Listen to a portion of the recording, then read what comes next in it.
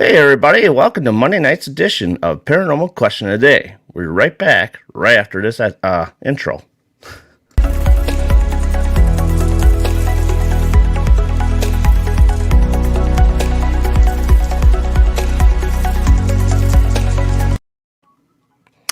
And we are back. So I hope everybody's had a good Monday. I know I hate Mondays, but hope everybody's had a good Monday. And tonight we have Tim Maile with us tonight. So, Tim, how you doing? I'm doing good. You caught me trying to share this, and yeah, trying to get some people to listen to me babble. Hey, all the more the merrier. I hope so. Right?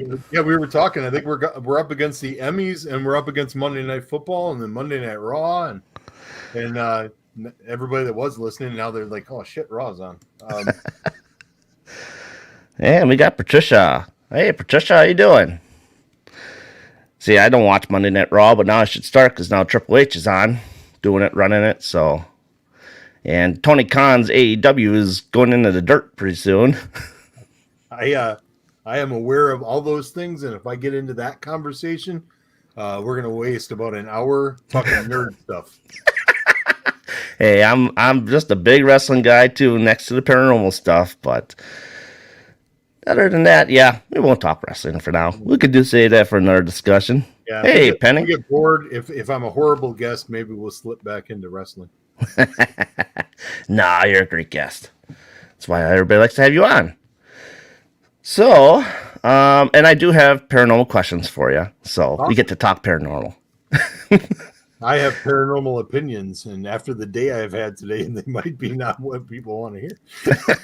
Well, hey, sometimes people need a reality check, right? Yeah. So the first question I got on here is, so who is Tim Maile?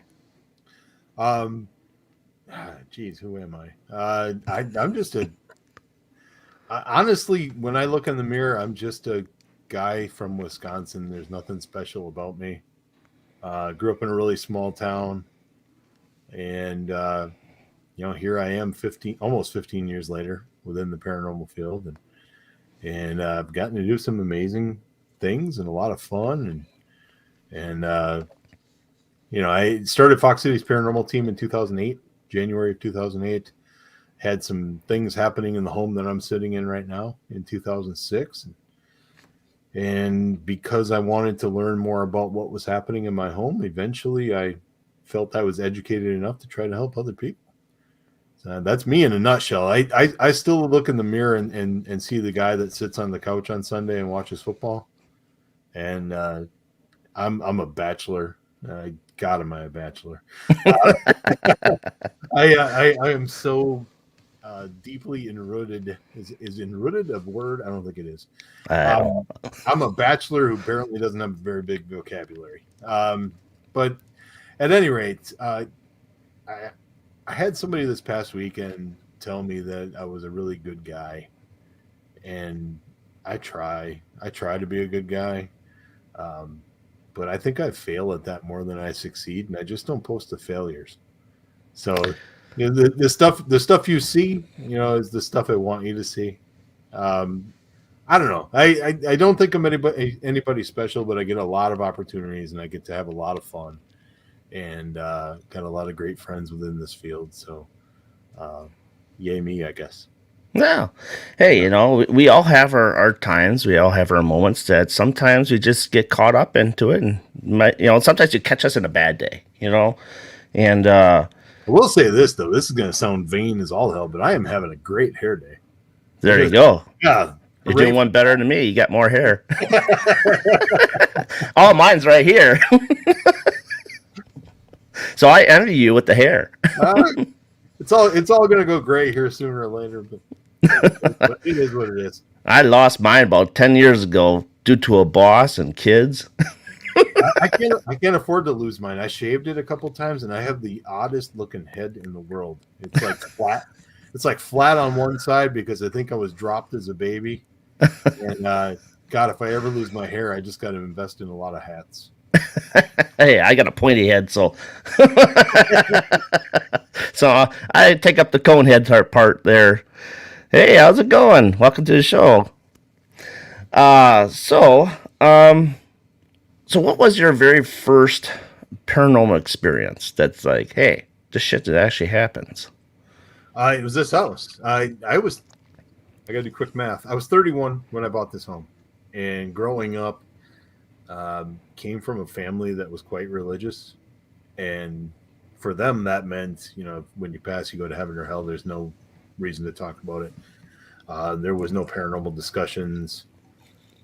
I moved in here, and I was going through a lot of stuff personally, Mm-hmm. dealing with a lot of things that I still struggle with with to this day.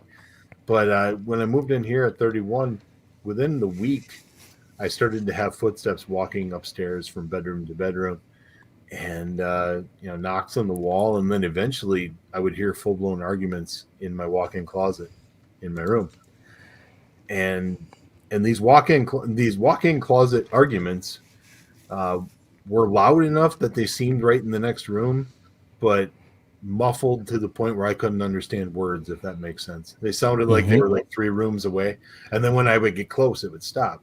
Right. That went on for quite a while. So playing And games with you, honestly.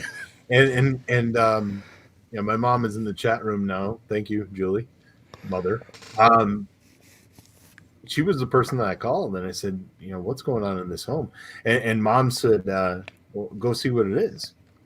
And I said a few words to my mother that I can't repeat on your show, because I You was got not. the parental advisory. Yeah, I was not prepared for what I was dealing with. Uh huh. Like I said, we didn't talk about it, and here I am at 31 years old, and being forced to deal with it. And we mentioned wrestling early on in the show, and it makes another appearance here. Um, I used to watch ECW on the Sci-Fi Channel, and I had DVR'd it while I was at work, and I'm watching it, and a commercial for Ghost Hunters came on, Mm-hmm. and it blew me away. I didn't know that stuff existed. That's how removed I was from any of this. Right. And eventually, I did some digging on the internet and found a few teams and contacted them, and none of them got back to me. And that was the reason that I started educating myself. And then all of a sudden, one day, it's like, you know what? There's got to be people reaching out that aren't getting help too. Mm-hmm. And almost 15 years later, 300 investigations, most residential. Here I am, and I don't know where that is. I know we've done some good things, Mm-hmm. but at the end of the day, I can still go to McDonald's and nobody knows who I am. So I don't think I'm that big of a deal. See, and the thing, if I ever get into like residentials with, like I've mentioned to you before in the past, like I've not done one yet. Um, I don't look for TV at all. And this isn't I don't look to make a buck. You know, I do it solely for, like you said, for the homeowners and that are having issues, and everywhere else that people might have issues that you may go. So, and I Yeah, think that I've never taken $1 for an investigation, and the charity that I run, I've lost more money than I can count. So if you're getting into this to be a moneymaker, it's not going to work out for you. exactly, you might as well just exit what stage left because you ain't gonna get nowhere. Yeah. So, let's see. We have a few people in chat here saying hi to you, Carmen, and who else do we have in here? Julie, your mother, and let's see who else. Kama, I believe if I said it correctly.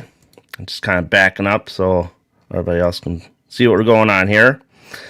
Let's see. If anybody has any questions, please leave it down in the chat. He'd be graciously to answer your question. So. I will say this: in the 16 years that I've lived here, I have not managed.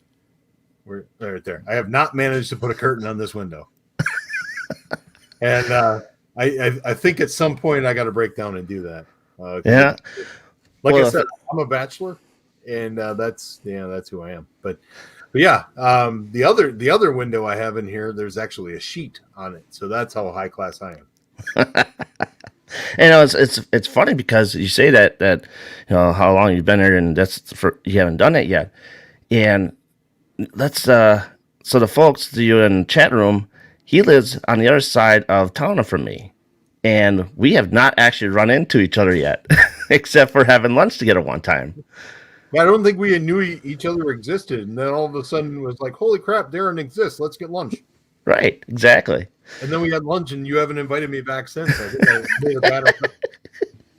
It's like, oh, was it a bad day? It's like, no, I just got busy. I started this and everything else, and then it's like, and with this, it's like I started meeting more people, more friends, and it just like you said, it just trickles down. You start to get to know more and more people, and all of a sudden, it's just like now you start getting busy because me is like I said, I like to do these interviews with everybody, and I enjoy it. So, but I'm a newbie, and you've been in broadcasting, podcasting for what, 10 years, correct? I did. Yes. I'm removed now. Yeah, I started on Live Paranormal, and then I moved on to just Blog Talk, and then I ended at paramaniaradio.com. And that was all before everything was video. So if I had a guest on that I wasn't very fond of, I could just roll my eyes the entire time. Uh huh. Doing video, though, you don't have that opportunity. So I think that's why I gave it up. I was like, I can't hide my face. You'll probably see my face a few times on here. If you peek in, sometimes you'll see me like, okay, like, yeah, you're full of shit. Hopefully, I don't give you any of those moments tonight. But I mean, we've all been there. Oh yeah. That have hosted shows. I mean, sometimes you get somebody on the air, then and you think to yourself, okay, I was trying to mix it up here and get something fresh, but I just got myself a big plate of dog shit, and then you got to make it through an hour, with that. Oh yeah.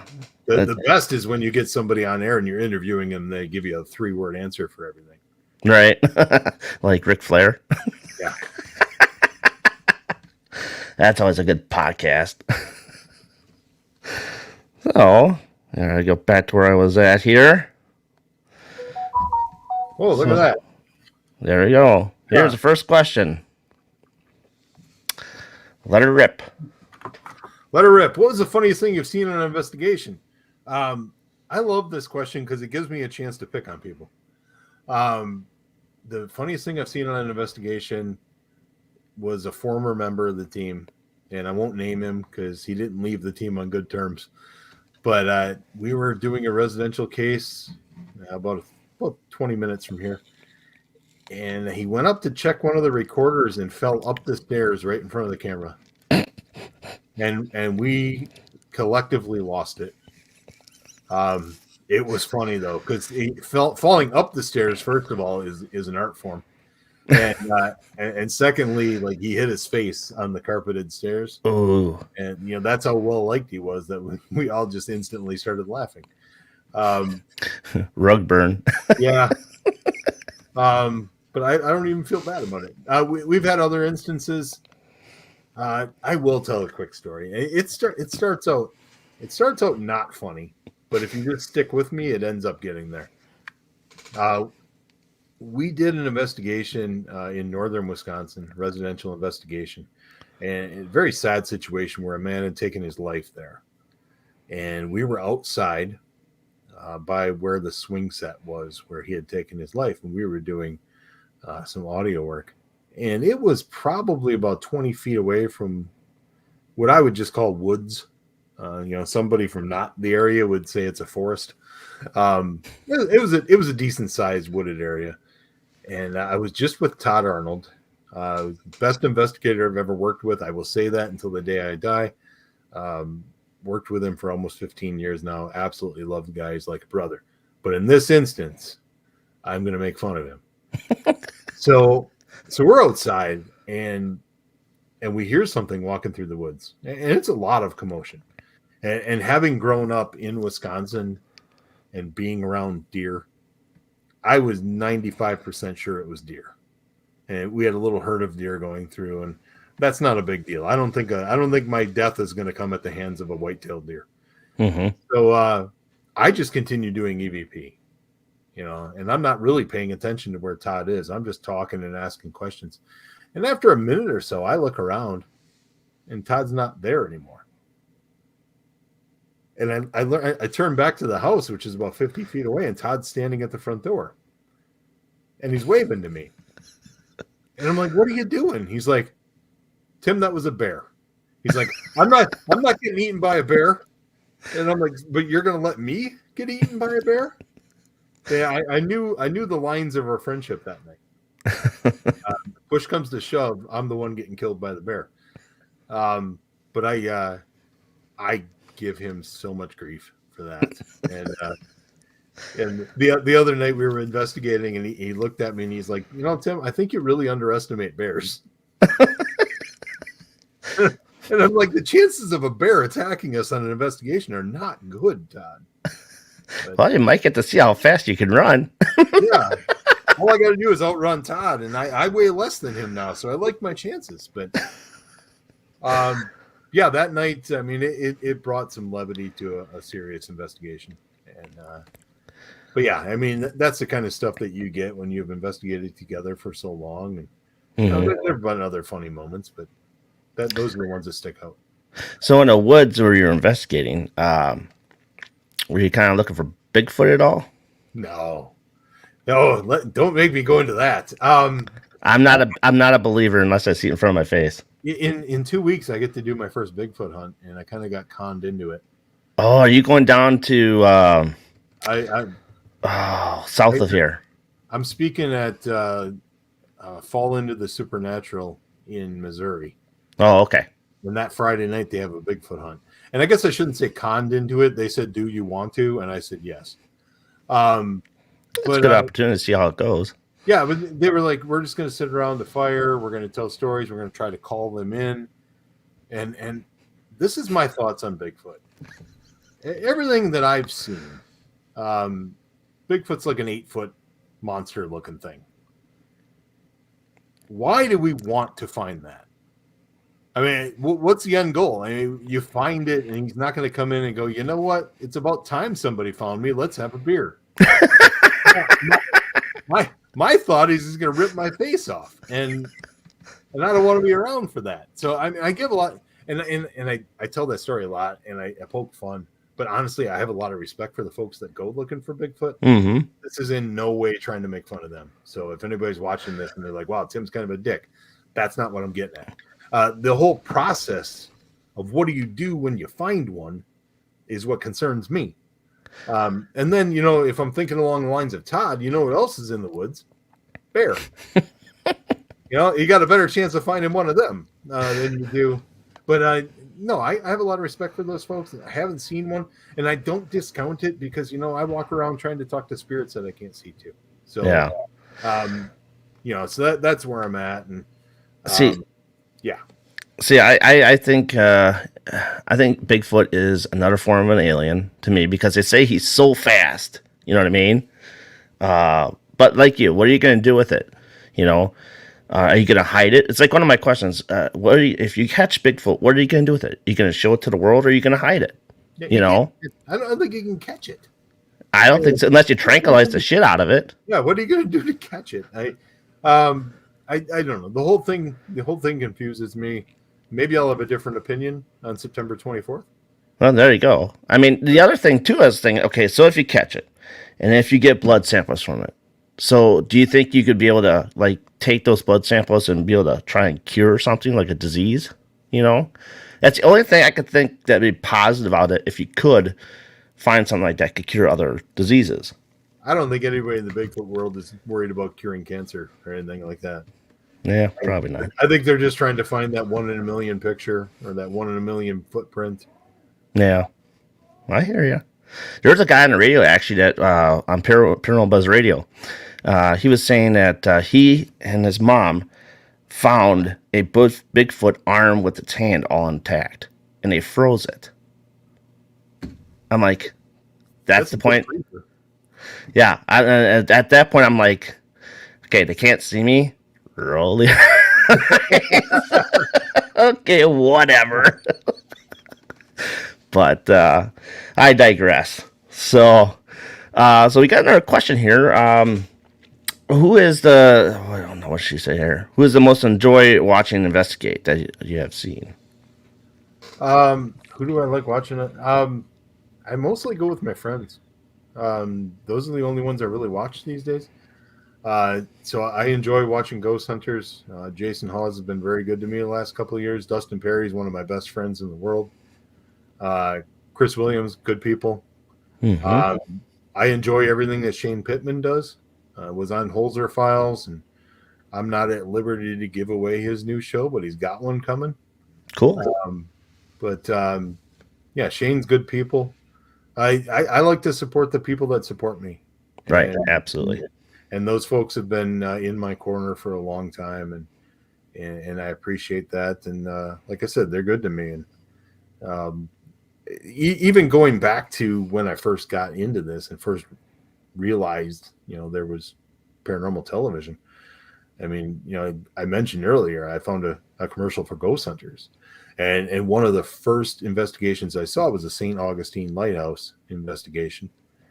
Um, and I was driving back to Chicago with Dustin earlier this spring from an event. And Dustin started talking about that event, and it dawned on me. I'm like, the show that got me hooked, the episode that got me hooked, and I'm driving with somebody that was there. How far has it come that this man's one of my best friends? So Right. it's I'm a very fortunate person because people seem to like me, and then they take me under their wing, and they tell me and teach me things. So Well, that is too one of my favorite episodes as well because they catch that shadow figure right at the top of the steps and over. yeah. So absolutely, I always wanted to get down. We were down there in Florida a couple of times. And I'm like, hey, can we drive over there? Can we drive over? No, it's too far away. I'm like, come on. I haven't been there yet either. It's on the list. I want to be there at some point, but right now, I mean, I'm doing so much traveling with the photograph stuff that there's really not any time. Right. But who knows? Maybe in the future. And Absolutely. yeah, Karma's got the right idea. Nobody's running around the woods with a needle. Right. Yeah, I know. I was thinking off the rails on that one. Yeah, come here, Bigfoot. Just want a little pinch. Just a little pinch. Oh, shit. That's a good question. And my answer is going to sound like I'm trying to be macho, but I'm not. He's Macho Man. Yeah, with doing. Oh, I almost slipped into my Macho Man voice there. I was waiting for it. Nobody wants that. Nope. Ooh, yeah. There you go. Anyway, so having done the majority residential investigations, I don't really give myself any leeway on that. Reason being, if I run out the door or if I show any kind of fear with what we're dealing with, I'm not helping that family. They're the ones that brought me in to maybe explain what's happening, brought the team in. And if it bothers me, then at that point, I've made things worse for them, in my opinion. So I don't allow myself to do that. Have there been times where I've been startled and had to keep it together? Of course. But the majority of the investigations, I just do not allow myself to do that. I do my first shart and I'm done. Sorry. I'll be back in about a week. Haven't had that happen yet. Big Kev, one of my favorite people in the world. Awesome. Hey, here we go. You're not asking for my opinion, but I'm going to give it to you anyway. As far as it goes on graveyards, I've never invested in a graveyard. Well, I take that back. I have. The Dartford Cemetery in Green Lake. I was there. Is that for the little boy that's supposedly? Very early in the paranormal career, we did go there. I won't do investigations at a cemetery anymore, just because my whole thought process in that has changed. Mm-hmm. I don't feel comfortable. I think if somebody was trying to do EVP at my dad's grave, I think that would bother me. Mm-hmm. So I don't want to do that to somebody else, if that makes sense. No, that makes sense because I don't. For those folks that do it, I'm not telling you not to. It's just not for me. As far as abandoned places, please don't get arrested and please don't die, because a lot of those places are abandoned for a reason. I think urbexing is illegal in the yeah, U.S., ain't it? yeah, you don't want to walk into a place and have the floor collapse. Um, but yeah, just be careful with that. And I'm sorry I got up on my soapbox. I don't mean to do that, but it happens occasionally. Well, no, but it's the truth though. I mean, like I said, we talked about it earlier. It's like sometimes people just need to hear, what they need to hear. Because I think in England, if I'm But not Karma has mistaken, been so nice to me here. I don't want to all of a sudden lose her love. nah, she's always on here, so she's good. I think England is the one that allows urbexing, Okay. but not in the U.S. I don't think. And she mentioned taking photos and stuff. Hmm. Some of the most beautiful places on earth are graveyards. Oh yeah, And that might sound really odd to some of the folks listening, but they really are. I mean, especially the older graves, the headstones have more detail, and they were just like an art piece. hmm And I think we've lost a lot of that. But they're beautiful places, and of course, probably a lot of history behind all of it. I just don't think that spirits hang out at their bodies. I'd like to think that the afterlife is a little more exciting than that, yeah. where we're not just kind of hanging there laying around going, I wish somebody would come and talk to me. Hey, they're traveling and they don't have to pay for any gas. I'll tell you that right now. So, so I got a question here before we get to another question here. So with you doing a lot of residentials, what made you really be that your signature versus going to commercials, and how do you treat the two differently? It really comes down to how I was made to feel when nobody answered my emails. Hmm. Um, it made me feel like I wasn't worth their time. And I don't want people to feel like that if they reach out to me. Right. So we will do any investigation, and whether or not there's activity or not. If there's not activity, then you tell them you don't think there's activity. Hmm. Uh, you're still helping. Right. You're still taking away that doubt. Um, I've done a few commercial buildings, but for me, uh, first of all, the residential investigations, there's a lot more pressure. Okay. So They're you really like to work under pressure mostly? I I don't want to. I don't want to make it sound like I'm belittling any other investigations. It's just We're there's all so just learning. yeah, there's so much pressure on residential investigations, and I kind of feel at the end of it there was a purpose for me Hmm. in doing that investigation, and I feel like I've helped the family. Not to say that there can't be pressure and you can't help somebody on a commercial building. There's a lot of history in those places. You're able to teach people about what happened. As the old people say back in the day. Um, I mean, so there's definite pluses to both of them. It was just something that when we started the team, I think Tony and Todd and we kind of just had that conversation where this is what we have to concentrate on because this is what's important to us. Hmm.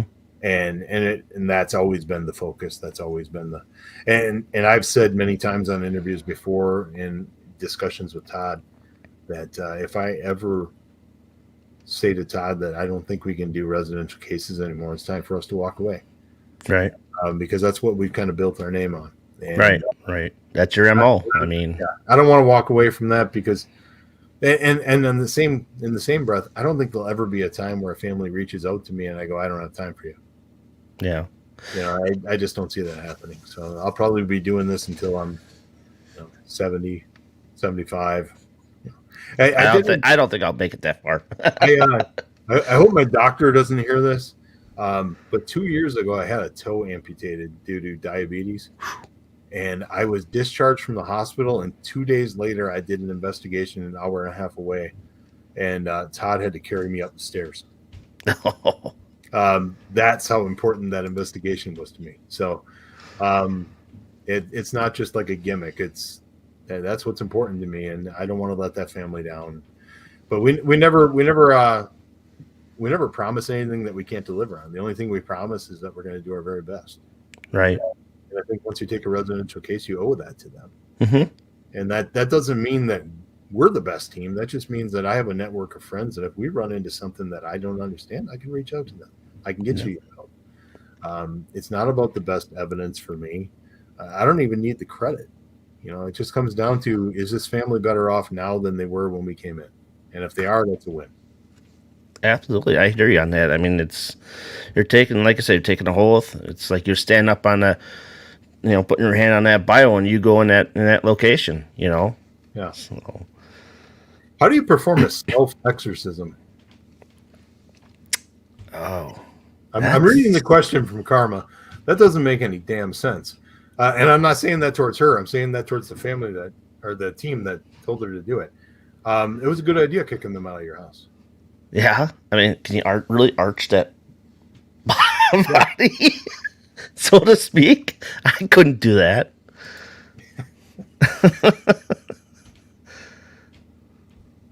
Both, Penny. I'm reading the question. Thankfully, you have it on the screen here. Because Yeah, I use my phone because I have a hard time reading it. So if you didn't have it on the screen, people would be like, "Why is he just answering random questions?" right, Yes, I have. I've had spirits touch me on the shoulders, on the legs, on the wrist. I've had them pull on my clothing. At the Oshkosh Public Museum, I was shoved in the back. I was also punched in the chest there. Uh, idea. I need to get there. it's a beautiful building, Oh, and I've been there plenty of times. I don't know about the correct way to get a investigation though. there is none. They don't allow it. No, Uh, okay. they and it made me feel bad for a very long time because they would tell people that Tim's group is the only one we're working with, and then it makes it look like I said, "Hey, nobody else can be here." That wasn't the case. That's how it Um, goes. I mean, we were working with them because they wanted to work towards an exhibit that eventually they put together on the paranormal, that's and cool. and we were a big part of that. They never intended on us finding as much as we did, and they never intended on opening it up to investigations. Mm, So they have zero interest in that. And actually, the director and the curator that we worked with at that time hmm have both since retired. So I don't even have any contacts there anymore. So Ah, yeah, so I guess we're done with the museum too. yeah. See, I really want to get into the paint art and do that, but I know there's no chance in hell for that. But I just the what gets me, okay, so that, remember that house, that big like 2-story house that was next there before they made that parking lot and they moved it to the other side of the road. I don't know if you've seen that. No, I do not. So, It's I've lived here since 2004. So if it happened before that, oh, it happened like 5 years ago. They just moved that house okay. to make that parking lot right next to the paint art. Oh, was not aware. And man, it's like I drive past that house every day. It's like I want to get in there because I feel like there's got to be something there because it's been there for so long. But the pain, I don't know. There's just something about the pain that makes it feel like there's got to be something in there because it's been there for so many, years. And I mean, but then again, we go across houses like, yeah, so it's been around for 100 years. Doesn't mean it's haunted, you But know? and in the same point, you could have a house that's built on a subdivision where you're dealing with Native American spirits that have been there for hundreds of years, and, Mm-hmm. and you build this home and it's fresh, it's brand new, and you've got things crawling around. Yep. It really, for me, it really comes down to what was on the land, Mm-hmm. or what happened in this home. Was there not always a tragic event? It can be a fantastic event too. Whatever leaves back an energy imprint, Right. something along those lines. Um, yeah, it's. I mean, we've done homes in the Green Bay area where they've built on Native American land Mm-hmm. and been brought in. Actually, that home that I'm thinking of right now, we saw a white, like husky looking dog in the basement Ooh, that just kind of walked up to us, and then it was gone. that's Uh, cool. but that's the first and only time on an investigation I saw an animal spirit. That That's was a long time. interesting. It doesn't happen a lot though. I mean, I've heard cats and people seeing cats and whatnot, and like I said, dogs, but it's not too often. And you were talking about the land and stuff like that. I mean, look at the Winnebago Mental Institution. That's all on native land there too. I think if you trace back any history in this area that we live in, Hmm. you can't help but run into Native American land. I mean, I agree. it's the fact. Hundreds of years ago, that's what it was. Right. Um, Right. so you really you need to exhaust all options when it comes to that stuff. Hmm. The EVP question, I would just say, keep trying. I mean, I've been doing this, like I said, 300 investigations, 300 plus. I probably have a library of about 20 to 25 really good EVPs over that many investigations. Class A's and again the B and C's where you can barely hear it, but you can still hear it. But A B and C can be just as impressive though if you know right, that nobody's there. right. You know, like if you left that recorder in a room and all of a sudden you have a voice and you know for a fact that nobody's in that room, nobody's in that room. That to me is just as impressive. But you know, people do get hung up on A, B, and C. Yeah. Orbs, I'm not a huge fan. Unless 98% dust to me. Yeah, unless I see it with my own eye. I've seen it twice. Yeah, I mean those I give some credit to. But if you're seeing it on a photo, a lot of people send me video of orbs, and it's either the air conditioning system or the heating system. And then, I mean, the fact is, I mean, you're talking about dead skin, you're talking about dust, you're talking about bugs. Will I ever go back to the Indian rings? Not unless I'm asked. Yeah, we did an investigation in northern Wisconsin where I'll give you the real short version. Somebody had gone to the Indian rings and had dug up all the artifacts and stolen all the things in their graves. Cool. And we were dealing with a lady that lived near it, and she had been there, but the Native American spirits kind of went after her. And we got a shaman involved. We went there and we prayed over the we prayed over the land, and we brought gifts. We placed tobacco everywhere. She hasn't had any issues that I know of since then. But while we were there, I did have my phone slapped out of my hand. Because I was talking to the shaman. He was on speakerphone walking me through what to do. And as I was walking, something came along and smacked my phone, and it went into the air. And I remember you telling me that before. That's pretty cool, though. I mean, and you get stuff like that happening, and it doesn't happen very often when you get something smacked out of your hand like that either. I mean, I've seen it on Ghost Adventures and stuff like that, but it's like you kind of shake your head at those because it's on TV. But when it happens to you personally, it's a whole different situation. What else was it? Oh yeah, okay. So I've been going to the Westchester County Historical Museum up in Watoma. I've been there, and so we investigate there a couple times already. And me and my wife were up in the attic, and we were trying to EVPs and all that stuff. But I had a Tascam sitting, and I actually got a analog tape deck along with me this time. So I set that along by her, and next thing you know, we're like probably 25 minutes into it, and all of a sudden, boom, tape deck shuts off on its own. And I'm like, you better check that. It's like, tape's halfway. Okay, so put it back in. 10 minutes later, it shuts off again right next to her. I'm like, this is a pretty intelligent spirit that's shutting this thing off. So I'm like, all right. She gets up, she moves, she comes back. And 20 minutes later, she looks at it. It's been put on pause. So it's like, I got it on the digital to hear it popping off. But it's like, that's one hell of an intelligent spirit to sit there and turn the tape deck off twice to even know how to do it. And then push it on pause. But I'll tell you a story about that place off air. Okay. I'm looking at some of the stuff that Karma is writing. Oh yeah, getting into talking. I get the. No, I can't remember how long ago it was, but I was at that museum. But like I said, I'll talk to you off air about it because I don't want them to get mad at me. No, that's fine. Collect a lot of items that have energies. What do you think about them? I try not to bring a whole lot of that stuff into my house because I got enough happening here anyway, where I don't need to add more to it. But a lot of people are into that kind of stuff, and it's exciting for them. And like I said, I'm not going to tell you not to do it. Just be careful. Mr. Zaffis.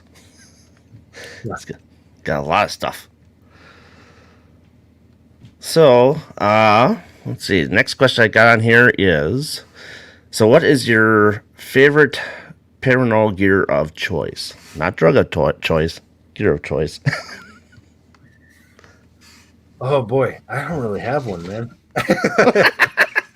I am so low tech.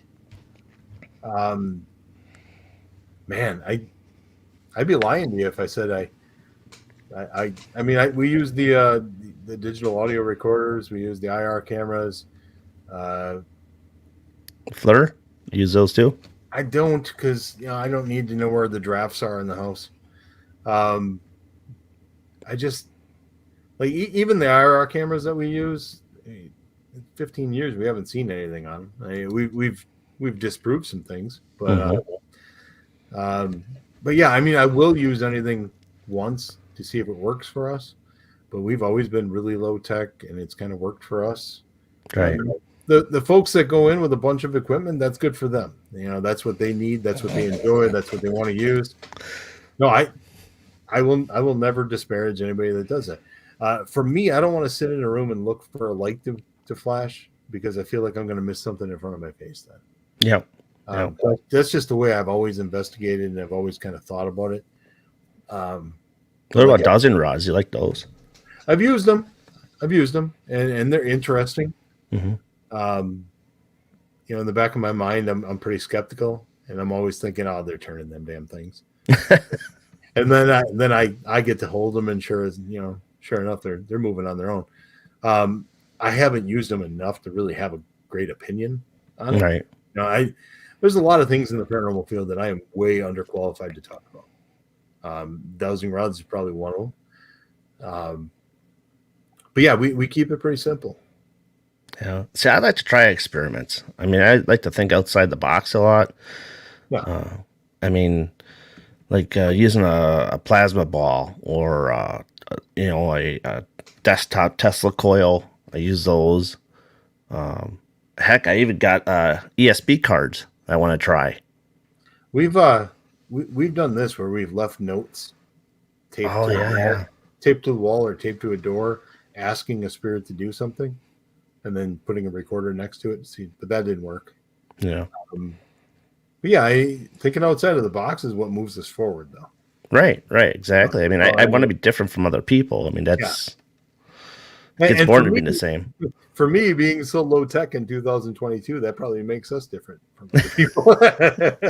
Well, I mean, like I said, you have your success in your way and how you do things. I mean, why change now? Keep it the way how you like to do it and stuff. So, all right. I was just about to mention candles and putting flour on the floor, and then I looked at this. We have put flour on the floor before, and did not have anything in that either. But yeah, I mean, it's all about what works for you. Mm-hmm. I've said this many, many, many times. There's no right way to do an investigation, but I've seen a lot of wrong ways. Mm-hmm. And the wrong ways aren't necessarily, they're not a style. The wrong ways aren't a style. The wrong ways aren't a certain piece of equipment. The wrong ways are in how you treat people. Right. I don't know who Justin Waffle Cakes is. Oh, Hi. Little Miss Unright. Yep. There we go. Hello. He'll fire a lot in there. Yeah. It doesn't mean you have to break the bank account, but I can tell you I got a lot of money stuck into it. Yeah, I got a little fortune into it. Yeah. But I don't know. So, I mean, I thought about going to a building that's, maybe not haunted to start at one point, but taking like salt and like black salt, water, and these all I have in a jar, and then limestone. Take them in the building and then open them all up and see what happens. So you're trying to give somebody a spirit? More or less, no. Let's just see what happens. Like if something would come of it, you know what I mean? Like I would never go to like a person's house to do it. Like like let's say like a barn out in the field, you know, put it out there and see like what comes of it. You know, can anything come of just putting something in there like that, leaving it unopen? You know, I don't know. I've never hated anybody enough to do that to them. I'm talking about a barn that nobody owns. I just probably sound like a real asshole right now. That's just me. My ideas run, you know, they run rampant. Honestly, it's one of those occasions where I really don't. I don't have enough experience with it to have an intelligent opinion on it. So I don't know if it would work. I don't either. But I do know this. I can tell you where my brain went when you said black salt. I thought, oh my God, does he just mean pepper? Oh yeah, that too. I mean, somebody just coming new in the chat. Yes, we're not talking about that.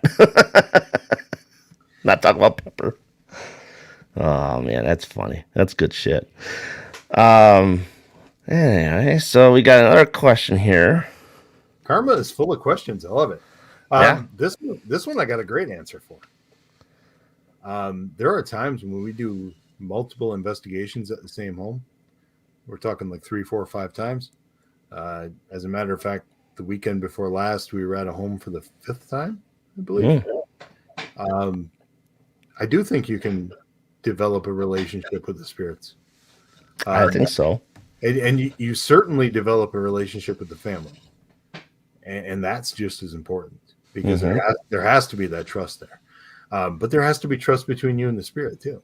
Right. The investigation that got us put on Paranormal Witness 9 years ago already, we worked on that case for 2 years trying to gain the trust of the spirit in that home. And eventually did. So yes, very good question. And you do develop a relationship with the ghost or the spirit, and I think it goes a long way towards them cooperating with you. Right. Pardon me for a second. I gotta put a cat upstairs. This is the one that likes to turn my computer off.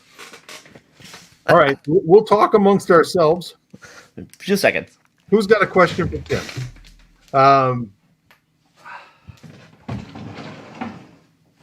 Have I ever encountered an authentic possession case, and if so, what did I do about it? I don't believe I have. I think we've had some situations where maybe we've had a spirit that has kind of made themselves welcome for a short period of time, but not a full-blown possession. Sorry about that. Not a problem. I was just mentioning that I don't think I've had an authentic possession case yet. Oh, okay. And it's not one of those things that I'm jonesing for either. Like possession cases, when you start talking maybe possibly demonic. If it happens, it happens, and I think we'll be prepared and we'll do the best we can. But I'm certainly not looking for that stuff because that's a whole different animal and life changing.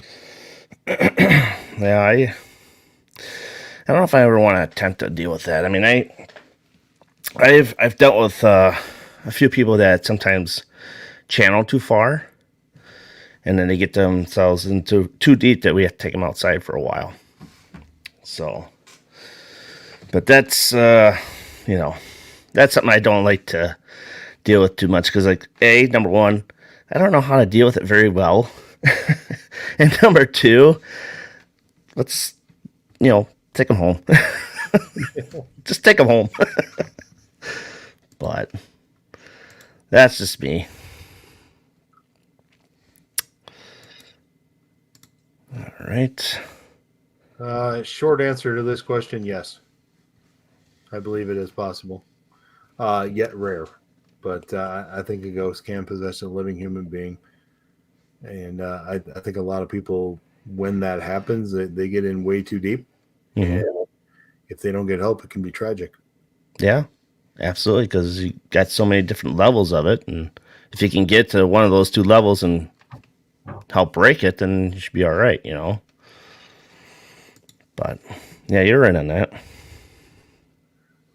Michelle is one of our team members on Fox team.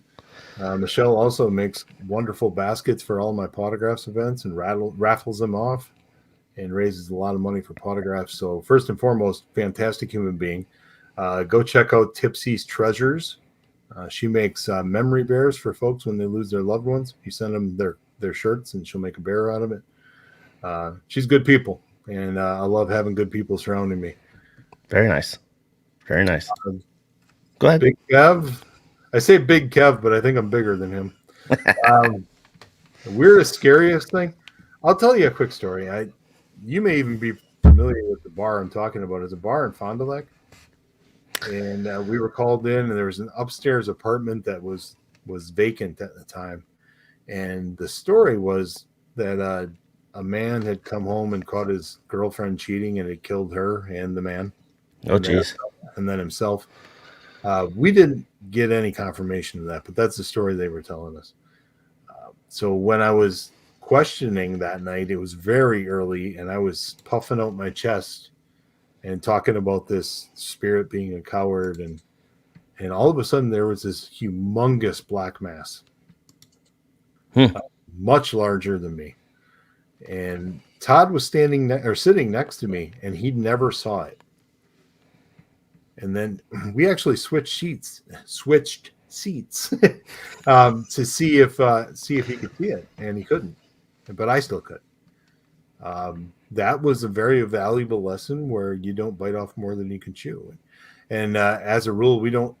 Like, I was never big on provoking anyway, just because I think you get them all riled up, and then the family has to deal with it. And it's not a real responsible way to do things. No. But after that night, we definitely swore it off. That's good. I'm not sure. I'm not familiar with the bar in Fond du Lac you're talking about, though. It was back in 2009, so we're talking 13 years ago. I don't even know if I remember the name of it. And you know how fast bars change names. Have I ever gotten attacked? I've been followed home by things. And usually it's just a curious spirit. And if you ask them to leave, they do. I've never really had an issue with something overstaying its welcome. Okay. Let's see. So, have we talked about experiments yet? We haven't. Are we still talking paranormal, or are we getting kinky? We're talking about paranormal experiments. Okay. I'm not getting kinky on here. Have you things do you like to try, Tim? Do you have one in mind that you haven't tried yet that you're wanting to try at some point? No, but I can tell you the latest one that we did. I don't think it's earth shattering, and it's not going to change the field. But we were at Hinsdale House. Dan Class, good friend of mine. Absolutely. I call him Uncle. We're at the Hinsdale House and the giving tree that they have. We placed a recorder there with a walkie. We all went back into the house and asked questions through the walkie for about 20 minutes and did an EVP session without actually being out there. It did not yield any results, but it was something new for us. Oh, yeah. Just trying to think outside the box once in a while, and being in a situation like that, in a location like that, you don't want to waste that opportunity. So we tried that. Yeah, my good friend Cynthia Gerodius from Raven Rose Paranormal and April Richardson, they were just there. So they had a good time. They caught a lot of stuff that night, and it was happening. They liked their tripwire, I tell you that. But let's see here. Get messed up on my. Hey, y'all snuck up on me. To answer the comment on Julie's comment, Todd's very. I'm more open than Todd is. Todd's a great investigator, but I think sometimes he shuts things off because he's not as open. He's actually only had one experience in the 15 years that we've been doing this. Wow. And that was in the basement of the blue door across from the Carson Inn. And he had a shadow person walk right by him, like right up to his face. And interesting. It was the only experience he had. So yeah, when Todd comes to me and says, "I think I saw something" or "I think I heard something," I know he's not pulling my leg. We just investigated the Karsten in May. And a week later, I got COVID. But I have not tried forming an electromagnetic field. That's not something I've done. yeah, the EMF, what they got those boosters that they put in the room, EMF pumps and stuff like that. I don't use those, but I worked with somebody that used one on the case, and it really had no bearing on the case. I didn't notice any extra activity. So that is the one time we used one. yeah. See, now when I used the plasma ball at Melbourne, I don't know if have you been to Melbourne Manor yet? Not yet, no. Cool I was just place. talking to somebody this weekend about doing an event there, so that's Awesome place. Josh will do anything for you. I did the plasma ball upstairs in the attic, which is where they say number one is that sits up there a lot. And I was up there for an hour and a half. Didn't really feel a whole lot of difference in the air. But then when I came back with my friend Taylor, which is part of Raven Rose, and we said, let's put the plasma up there for about 35, 38 minutes and just kind of see what we get out of it. Sure enough, we come back up, the whole energy of the whole room just changed because the ball I have is so big. It's like one of those 12-inch balls. So it's got a real wide field. So, yeah, it changed quite a bit of the energy up there. And it was like, okay, this is a little different now. But, and I did a live on it. And, if you have headphones on, I mean, you'll be able to catch a lot of the different stuff that happened after 26 minutes in. But, I don't know. That's just kind of how far I go with things. But, we got a long one coming up here. There you go. I mean, honestly, it's going to sound like a cliche answer, but your mind, that's my favorite piece of equipment. It's probably not the answer that Kevin was looking for, but well, first and foremost, yeah, I mean that's basically. I mean, if your mind's not sharp, then you really decrease any of your chances of succeeding. In my opinion, but yeah, just my opinion. Tourist attraction, paranormal ghost hunting places. I'm not going to name any either because a lot of those folks are my friends. I do get a little concerned when they advertise that they have demonic activity and they're letting Joe and Jill Schmo go in and investigate with zero experience. If you really have that kind of activity, I think that's irresponsible to just let people in there just to make money off of them. I'm probably going to get some hate mail after that, but it's truth though. I mean, you're putting those people at risk. But I think it does stir things up. I think the more you investigate a place, I mean, we talked about earlier in the show where, do you think if you've gone in there 3, 4, 5 times, you build a rapport with the spirit? And I think we do. So if I go back to, location A, because I don't want to name anything because it's going to make it sound like I'm ripping on that location. But if I go back to location A and I've investigated there 4 times now and 52 weekends out of the year, they have different teams in there with different styles and different theories. Yeah, I think after a while, the spirits or the ghosts or whatever you want to call them in the building are going to get a little sick of people. Yeah. And say, you again? How may I help you this time? Yeah. Do you know that I'm not a circus animal? Do you take a number? Yeah, I am not going to perform for you tonight. Right. And and honestly, I said that, kidding around, but that's one of the things that I always stress when I do a public investigation. Let's just talk to these spirits like they're people. Ask them about their lives. Ask them questions that you would ask them if they were standing in front of you. And please don't ask them to perform for you. Yeah, they'll do that on their own. Yeah.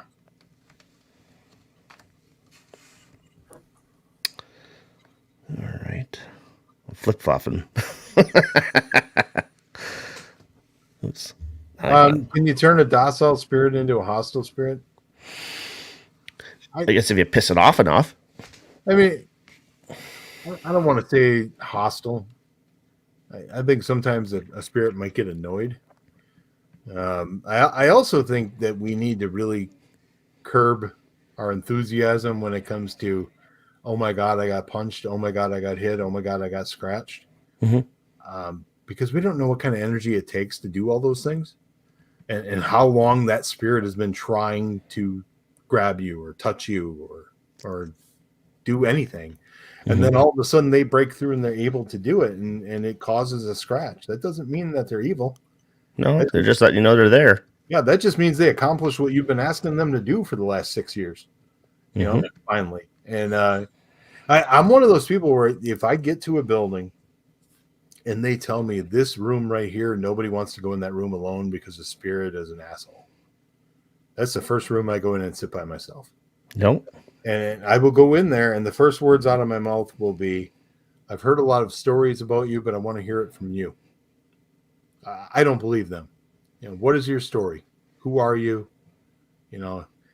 Giving them the benefit of the doubt. And like we mentioned earlier, creating a rapport. Is that going to bite me in the ass someday? Maybe. But if it does, I'll have a hell of a story. So, but until that happens, I want to give them the benefit of the doubt. Right. So what is your favorite location that you've done so far up to this point in your career? For the last few months, I've been saying Hinsdale House just because it's fresh in my mind. But there's the home in Chilton that we worked on for 2 years, and we got to really make a difference for that family. And it ended up on Paranormal Witness. And through Paranormal Witness, I got all these fantastic opportunities. And without those opportunities in the paranormal field, Autographs for Pooches doesn't succeed like it has. So now that I think about it, I think that house in Chilton has to be it. A lot of activity in 2 years and a really special story. Good answer. I like it. The episode itself is called The Innocent, and I think it was season 3. 3, I think, yeah. Yeah. Episode 9, I want to say, right? I can't remember the episode right now, but it's I've seen it. It's on Peacock. And if you do go over and watch it on Peacock, and you want to really emphasis that word.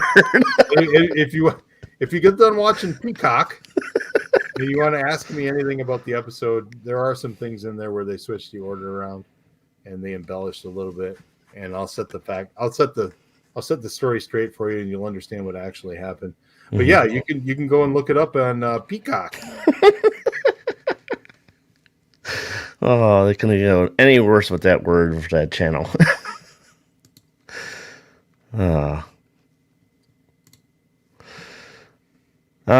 So speaking of your event, let's do a plug for your event here. What you got going on this weekend? Do that. Well, we're doing Autographs for Pooches in Wisconsin at Ripon Plaza Bowl in Ripon, Wisconsin. Raising money for Second Chance North Animal Shelter, and got a great lineup. We got Dustin Perry from Ghost Hunters, Chris Williams from Ghost Hunters, Shane Pittman from Holzer Files, and the show that he's coming out with that I can't name. And then a bunch of great people. Justin Libbigs from the First Ward Schoolhouse is going to be there. Jay Bachochin going to be there. He's a Bigfoot guy, amongst other things. Dana Stricker will be doing a gallery reading. Mary Marshall will be there. I'm running out of people. I think that's it. And if it's not, I really apologize to whoever I might have forgotten. But yeah, we're raising money for Second Chance North Animal Shelter. It's $60 for the day. And at the end of the day, we're going to have a celebration. We're going to do some bowling. It's Wisconsin, so we're going to have some old fashions. And there you go. And we're going to have some beer and pizza, and we're going to just enjoy a night together. And all in the name of raising money for the animals. And Kevin and his beautiful wife Jamila will be there, and it's okay because I'll tell Kevin his wife is beautiful to his face. But they're coming over from Michigan to enjoy the event. They got a vendor table there, and and it's going to be a fantastic time. Going to raise as much money as we can for that shelter and those animals, and just really looking forward to seeing everybody and getting some well needed hugs, and like I said, we have a goal in mind. We're about $5,500 short of raising $100,000 overall. Wow. And if we could do that in Wisconsin, that would be pretty special, seeing as it's home. Absolutely. Yeah, we'll see what we can do. But if you're interested, go to autographsforpooches.com. If you don't know how to spell that, just go find me on Facebook, send me a friend request, and say, "Hey Tim, where is that website?" And I will get you that information. I'll be posting it too on my page. So you go to autographsforpooches.com, click events, look at that poster, say, "My God, I want to help them animals," and come and join us, because we got room for you, and we would love to reach our goals. Mm-hmm. Now, how many events do you usually have a year with this? Is it just like 5, 6, or more? Or? Autographs exclusive events where everything goes towards the shelter, usually 3 or 4. Okay.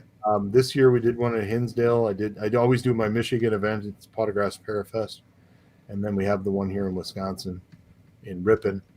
So 3 this year. Oh, 4. I'm sorry, I missed the Ashmore event. We've done 4. We did an event at Ashmore Estates.